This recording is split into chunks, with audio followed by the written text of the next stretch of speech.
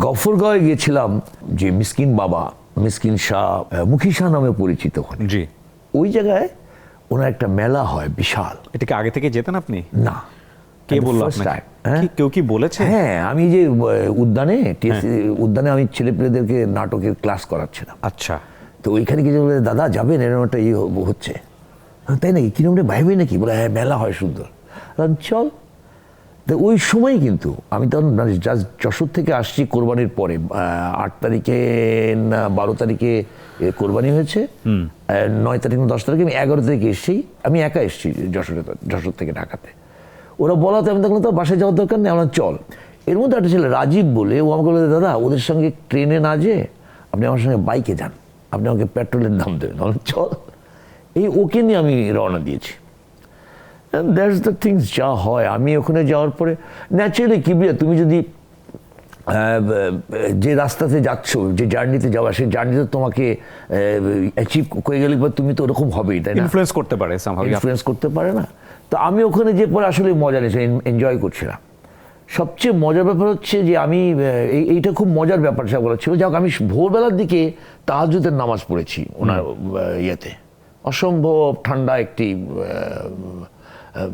দরগা, যেটা যারা মাজারে যান, যারা আউলিয়া রুহানিদের প্র্যাকটিস করেন তারা জানে। আমি তো ভাই প্র্যাকটিস করি, আমি সাধারণ মানুষ, কিন্তু আমি যে প্র্যাকটিস করে গেছি এটাও একটা ব্যাপার। এটা আমার জন্য প্লাস, ঠিক আছে, যে মানুষের তো শেষ ফিরতি তো ঈশ্বরের দিকেই, তাই না? তো রাউন তো আমার তো 62 হয়ে গেল, আর আমার ভুল করার পথ নেই। সামহাও আমি এজটা নিয়েও কথা বলতে চাই ডেফিনেটলি। সো আপনি ওখানে কি হলো তারপরে? আচ্ছা, ওইখানে আমি ভোরবেলায় নদীতে গোসল করে, যে দিদি আমাকে আপাটা দেখা করছিল, ও কুষ্টিয়ার একজন ইয়ে। তাই আমি বললাম যে আপা, দিদি তুই আমার ডাকিস না, আমার খাওয়ার চাইতে ঘুমটা জরুরি, আমি ঘুমাই, আমি উঠলে খাবো।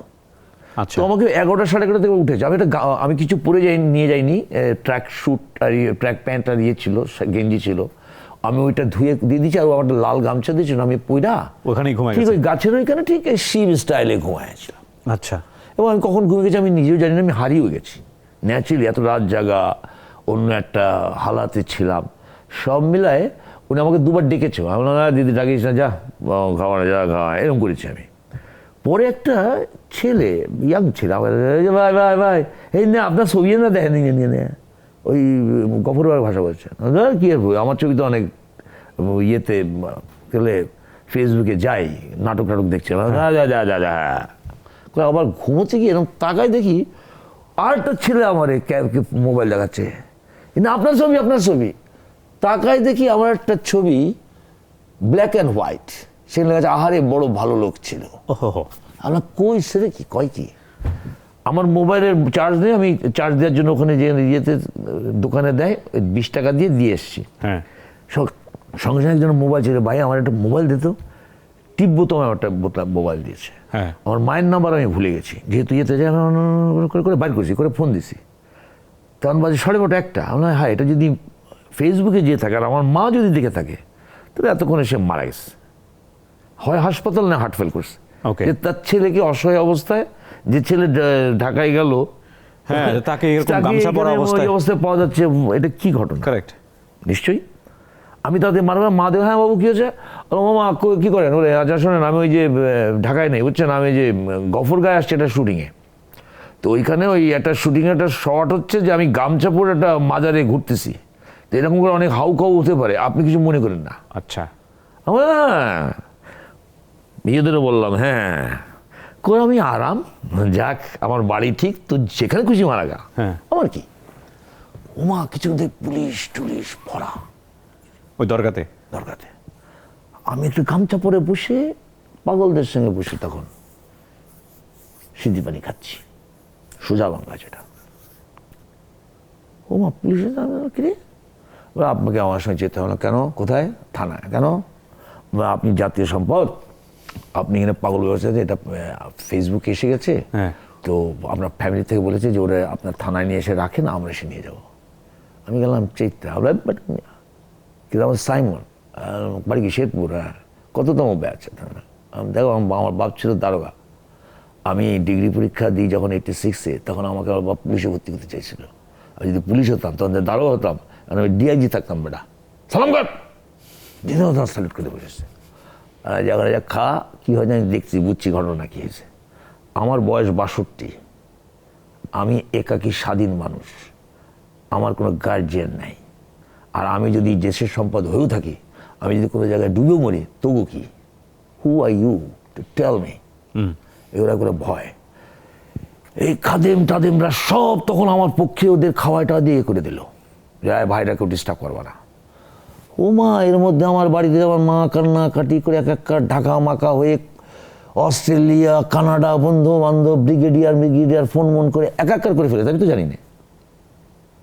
ঠিক আছে, আমি আমার হালাতে আছি, পাগল জন আসছে, সবাই দেখতেছি।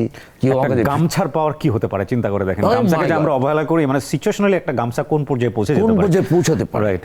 আচ্ছা, তারপরে আর্মি আসলো, এক প্লাটুন, জাকির ওর নাম হচ্ছে হাবিলদার জাকির, এসে পরে করে সব এসে করলাম না, ইশাল্লাহ তো বলিস তো।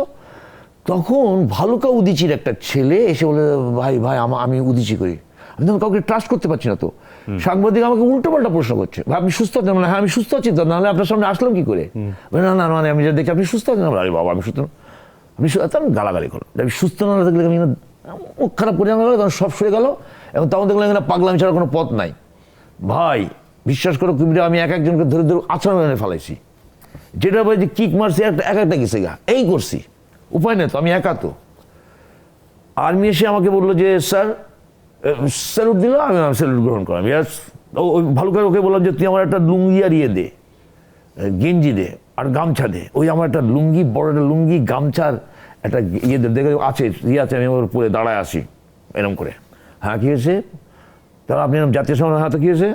তখন আমাদের ব্রিগেডিয়ার জিওসি বলেছে যে আপনার লক্ষণগুলোর জন্য সব কিছু করতে হবে। হ্যাঁ ঠিক আছে, করেন, অসুবিধা কি, হোয়াটস রং? তো হচ্ছে না, আমাদের সঙ্গে আপনি যদি থানায় যেতেন তাহলে থাকতেন আপনার ফ্যামিলি।